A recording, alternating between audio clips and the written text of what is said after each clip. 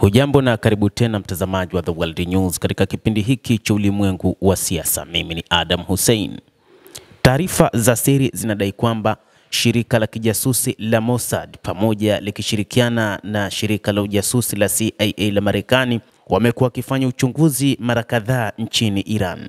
Lakini kutokana na uchunguzi huo, majasusi nao kutoka nchini Iran wamekuja kuwagundua majasusi hao.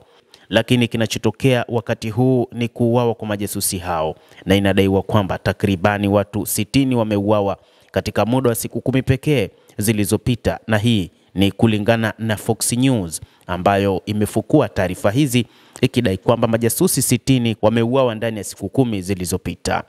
Iran imefikia hatua ya kunyonga majasusi hao kutokana na uchunguzi wanaofanya ndani ya taifa hilo pamoja na kufanya uhalifu kutokana na baadhi ya kesi zilizotajwa. Hata hivyo, Iran imemnyonga jasusi mwingine wa shirika la kijasusi la Mossad la Israel katika siku za hivi karibuni.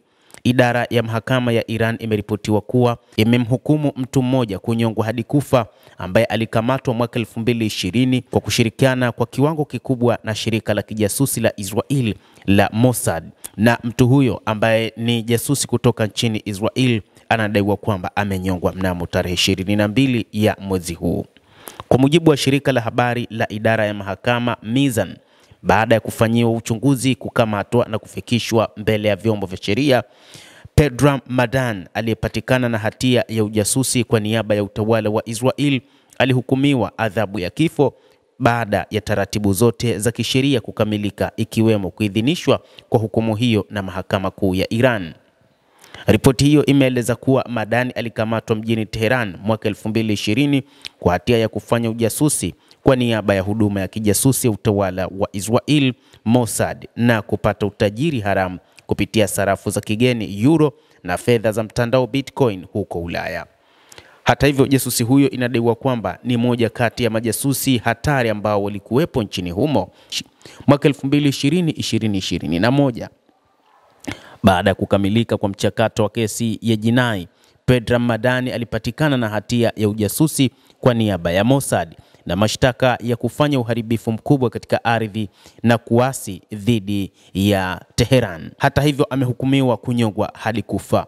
Hatimaye, baada ya hatua zote za kisheria kukamilika, adhabu hiyo imetekelezwa kwa njia ya kunyongwa. Mwezi Aprili, mahakama ya Iran ilitangaza kutekelezwa kwa adhabu ya kifo dhidi ya mjasusi mwingine wa Mossad, Mohsen Langarnashin, ambaye alihusishwa na mauaji ya afisa wa jeshi la IRGC Hassan Sayed Khodain mjini Tehran mnamo Mei 22 mwaka 2022 kwa kushirikiana na washambuliaji waliokuwa wakitumia pikipiki. Langarnashin alikiri makosa yake ya hadharani katika kila hatua ya uchunguzi, mashitaka na kesi yake. Hatimaye pia hatua hii ikajumlisha idadi ya walionyongwa kufikia 60 ambao wote ni majasusi wa Mossad pamoja na baadhi ya majasusi kutoka katika mataifa mengine, ikidaiwa kwamba miongoni mwao ni pamoja na majasusi kutoka nchini Marekani. Lakini wachambuzi wa mambo wamekuwa wakihoji mengi, kwa nini wakati huu kumekuwa na ujasusi wa kutisha ndani ya Iran? Wachambuzi wa mambo wanasema kwamba katika kipindi cha kuanzia miaka ya 2010 kumekuwa na ujasusi hatari uliokuwa ukifanywa na Mossad, shirika la ujasusi la Israel pamoja na Marekani. Lakini uchunguzi huu hasa ulikuwa ukizingatia zaidi katika baadhi ya maeneo fulani. Baadhi ya maeneo hayo ni pamoja na maeneo yenye nyuklia. Mashirika ya kijasusi hayo kutoka katika Israel pamoja na nchi ya Marekani na mataifa mengine ya magharibi yamekuwa yakifanya ujasusi wa kuchunguza mambo mengi ndani ya taifa hilo, kuchunguza utawala wa Tehran, lakini pia kuchunguza ni jinsi gani wanaweza kupambana na Iran. Hata hivyo, inadaiwa kwamba moja kati ya watu ambao wamechunguzwa na pengine huenda wangeuawa ni pamoja na Ayatollah Al-Khamenei, moja kati ya viongozi ambao kwa mujibu wa waziri mkuu wa Israel Benjamin Netanyahu anadai kwamba ndio kiongozi hatari sana katika eneo la Mashariki ya Kati.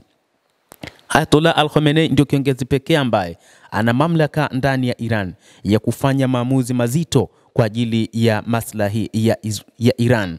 lakini hadi sasa hakuna maamuzi mazito sana ambayo ameyafanya ndani ya Iran zaidi ya kuruhusu mashambulizi ya mwezi Aprili mwaka 2024 pamoja na mwezi Oktoba mwaka huo huo. Hata hivyo, wachambuzi wa mambo wanasema kwamba huenda majasusi hawa ndio waliokuja kusababisha vifo vya aliyekuwa rais wa Iran Ibrahim Rais, lakini pia huenda ndio hao walikuja kusababisha vifo vya miongoni mwa viongozi wengine akiwemo Qasim Suleiman, moja kati ya makomando wa Kiajemi ambao walikutana na kadhia ya mauaji huko nchini Iraq, na ilikuwa ni mwaka 2020 mnamo mwezi wa Januari. Hii pia ilisababisha Iran kuwa makini sana na hatimaye kupambana kujua namna ambavyo anaweza kupambana na majasusi hao, lakini hadi wakati huu inadaiwa kwamba karibia majasusi 60 tayari wameshawaingiza nguvuni na wameshanyongwa hadharani. Mtazamaji, na ukiona nafasi ya kulike, una nafasi ya kucomment kadhalika na kusubscribe channel yetu hii, utakuwa ukipata habari hizi kwa mapana hapa The World News. Mimi ni Adam Hussein, endelea kutufuatilia, endelea kuwa nasi wakati wote, tutakujuza mengi na mazito ya siri yaliyojificha katika ulimwengu. Endelea kuwa nasi, endelea kutufuatilia hapa The World News.